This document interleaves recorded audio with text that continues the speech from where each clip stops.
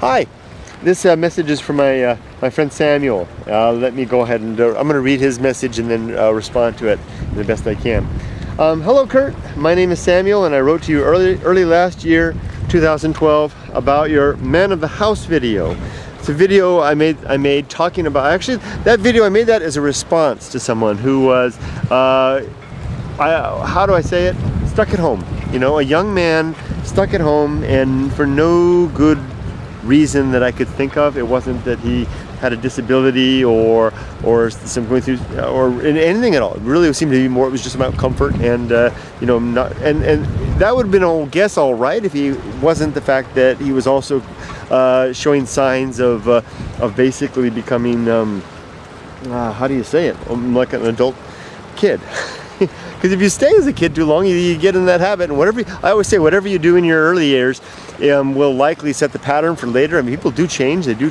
I mean, I'm nothing like I was when I was 30, but the basic pattern that I have, which is one of what I like to think of independence and adventure, that's stuck along the whole time because that's what I set up early on. So I like to see young people, especially young men, because they're the ones I know best. Womanhood, I don't know a lot about womanhood, but for the most part I'm talking about men. I think they should get out of the house as soon as they can, as soon as they're an adult, get out on their own and become the man of the house, so to speak. You know, not the domineering a tyrant, but you know, able to get things done, able to cinch up his belt and take care of it and take care of his family and protect the family and provide for them and do all that stuff is the best of his ability. We all fail at that sometimes. Heaven knows I'm failing at it now in Japan in terms of that. That's one of the reasons I need to get back to the States so I can continue to be the man of the house.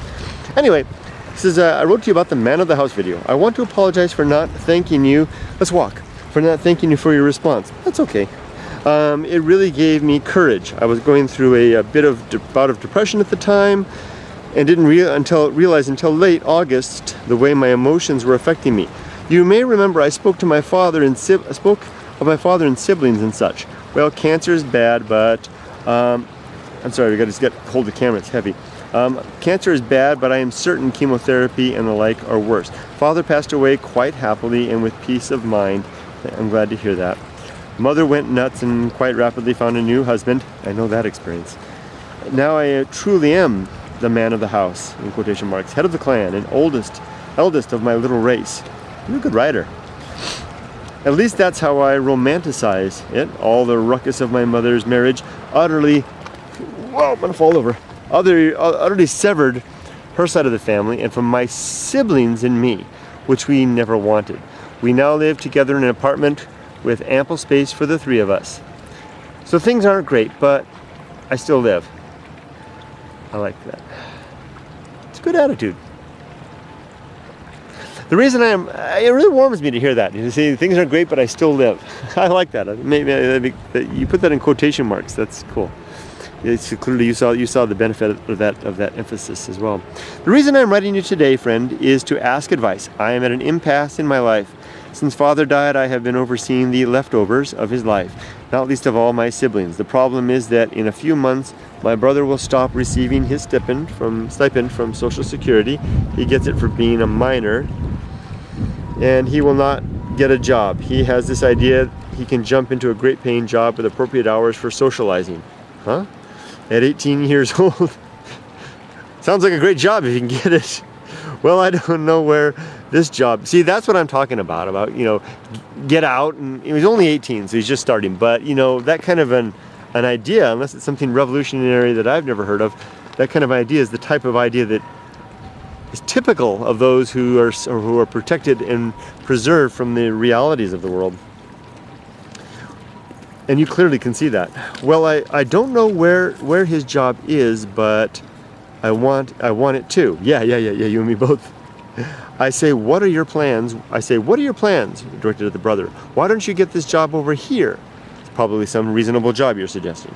He remains stubborn, so I say things like, everyone has to grind at a lame job every once in a while, or you're not going to be at McDonald's forever. It's just for money. I think I'll come back to that in a second. We're moving on to a new paragraph about the sister. My sister attends junior college, which I'm very proud of, and works 40 hours a week. We have been planning to get a place together when the lease is up, as my brother has expressed a desire to move into his own place. Problem solved. Problem. solved with the little brother. I mean, he may suffer, but if he's going to be on his own in a mortgage place, as soon as Social Security dries up, he's going to figure out things fast. Encourage your brother, if you don't mind me extending my advice to that. Encourage your brother to get out on his own. In fact, and don't support him. Don't help that along. Clearly, his ideas are not based out of tragedy or some desperate necessity to get on his feet. He's got some grand scheme of making it through life without really having to work hard. So you got to help him in the world, relieve him of those ideas to a reasonable degree. Good. So I got a job driving freight, and I'm not home a lot anymore. But I decided to pay 80% of rent when we move in to ease her burden, so she can focus on more classes at a time. Good man. That's what I'm talking about. Yes, you really made me happy. The guys across the way are staring at me because I've yelled at. There's some fishermen that just walked past. You're my poster man. I almost said poster boy, but you ain't no boy. You're my poster man for 2013. I mean, taking a job, blue-collar job, driving freight, helping your sister out as she gets through college, willing to take on the responsibility of a place of your own, and doing all this stuff. I haven't even finished the email, and I'm already so satisfied and confident of your capabilities. Whew, wish you were my son. I don't have a son, so that doesn't mean I have to replace anything. It's just I have a daughter. If I had a son, I wish he was like you. I decided to pay 80% of the rent when we move in to ease her burden so she can focus on more classes at a time. I'm making man money, so I don't, man in quotation marks, money, so I don't care. Yes! You can be proud. Don't be, and it doesn't sound like this. This is really directed at anybody else who might hear it. I have no worries about you anymore. But to anybody else that's heard that, don't ever let that kind of stuff go to your head, and don't think that because you're the man of the house that you're the god of the realm. But you are making man money. You can be proud. There is no shame. You are doing it right by my book. Plus, I think it only right by my dad to make sure one of us attends college. Whew. Just gets better and better. Still a bit on the email here to finish. I'm sorry for writing so much, but what I'm asking, Kurt, is for your thoughts on what I can do for my brother, if anything. I'm sure hunger will motivate him to find work, but I can't help but think he'll miss out on the good experience of working in a kitchen or shoveling ground alongside day laborers, etc. I love the imagery. I am quite glad life, I've done everything from wiping butts to counting traffic on the side of the road to manual labor, pulling stumps. I mean, all those things. I'm talking as one that's done those things. I'm quite glad my life has taken me to these places, but my brother recoils in disgust at the thought of even doing his own dishes. He doesn't want his hands to get dirty. Thank you, Kurt, if you have made it this far. I have made it this far with great glee and satisfaction.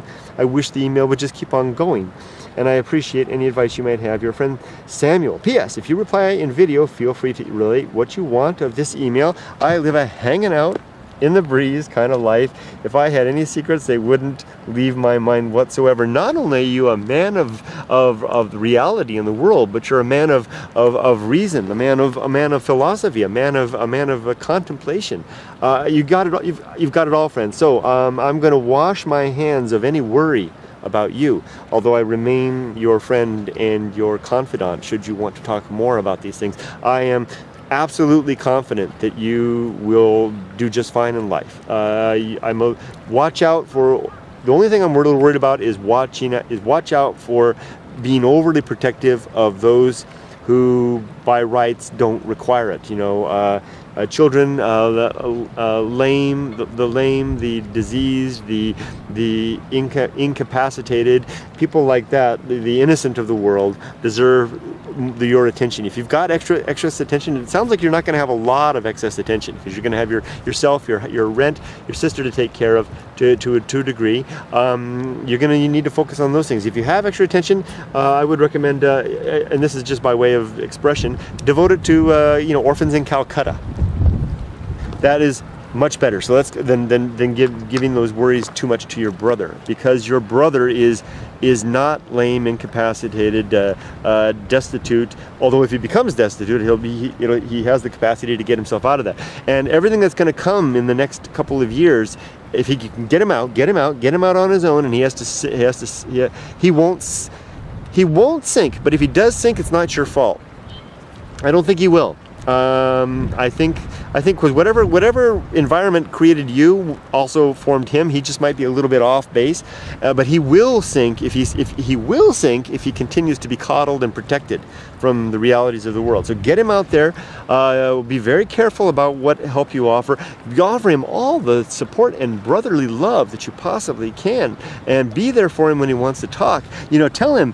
Take him out for beers if he's working the blue collar job.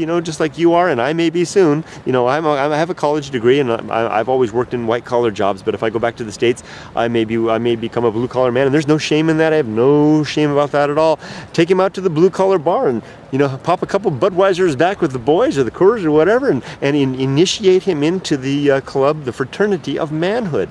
Make him feel a part of that. Make him feel respectable and appreciated for doing something as seemingly humble but eminently dignified as taking charge of his own life, and eventually, hopefully, looking after his spouse in a cooperative way, together, and then ultimately his children, being the man of the house for his children. You've already gotten there. Your brother's going to get there. The only thing you need to do is let him go out on his own. Encourage him to go on his own. Don't keep him at home. Don't do that unless there's something you haven't told me about this situation. Unless you've told me, like, for example, that he has some disability, that he's not actually capable of functioning as an adult, which I don't think that's the case. I think you would have said that. Get him out there on his own. My father, I'll leave you with one example. My father, when my brother and I became 21, I think that was the age he said. We were in our teens, or late teens, and he said, when you're 21, boys, you're out of the house. That's it. I'm not taking care of you anymore. I'm not even providing you money anymore. You're on your own. And he followed through on that, and in a loving way. And he cut me. And I wasn't finished with college. I got myself through college. I'm not bragging, but I did. Worked 2 jobs, got through. But my brother at one point got into kind of trouble, not real trouble, just financial trouble, and asked to come back to the house. And my dad said, no, you're a man now. Take care of it.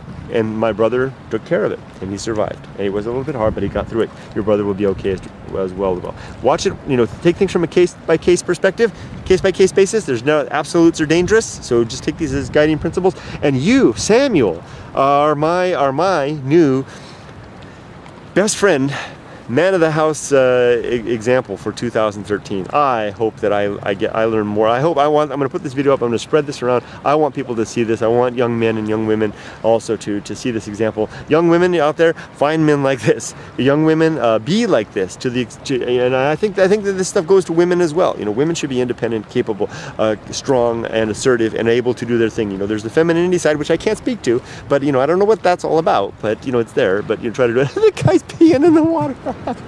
You can see the guy over there being in the water.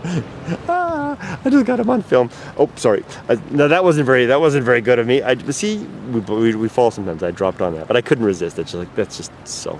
Anyway, sorry to end on this video on a pissy note. So I'll sign off now before someone takes a dump in the water. Okay, take care, everybody. Have a wonderful day, my friend. Take care, Samuel. Bye bye.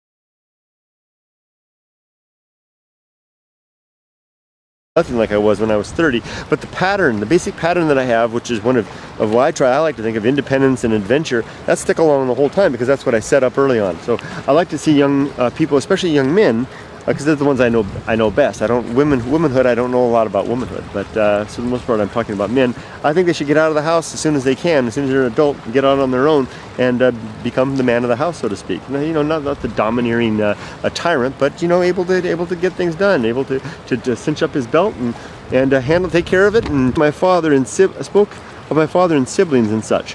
Well, cancer is bad, but I'm sorry, we got to hold the camera, it's heavy.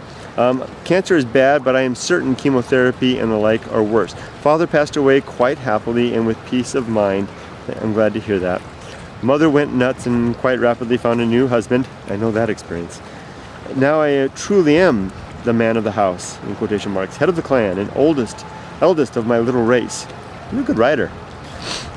At least that's how I romantic. Hi. This message is from my friend Samuel. Let me go ahead and I'm going to read his message and then respond to it the best I can. Hello Kurt, my name is Samuel and I wrote to you early last year, 2012, about your Man of the House video. It's a video I made talking about, actually that video I made that as a response to someone who was, how do I say it? Stuck at home. You know, a young man stuck at home and for no good reason to take care of his family and protect the family and provide for them and do all that stuff is the best of his ability. We all fail at that sometimes. Heaven knows I'm failing at it now in Japan in terms of that. That's one of the reasons I need to get back to the States so I can continue to be the man of the house. Anyway, this is I wrote to you about the Man of the House video. I want to apologize for not thanking you. Let's walk. For not thanking you for your response. That's okay. It really gave me courage. I was going through a bout of depression at the time, and didn't realize until late August the way my emotions were affecting me. You may remember I spoke to him that I could think of. It wasn't that he had a disability or some going through or anything at all. It really seemed to be more. It was just about comfort and you know, not and that would have been, I guess, all right if he wasn't the fact that he was also showing signs of basically becoming how do you say it? Like an adult kid. Because if you stay as a kid too long, you get in that habit, and I always say, whatever you do in your early years will likely set the pattern for later. I mean, people do change. They do. I mean, I'm no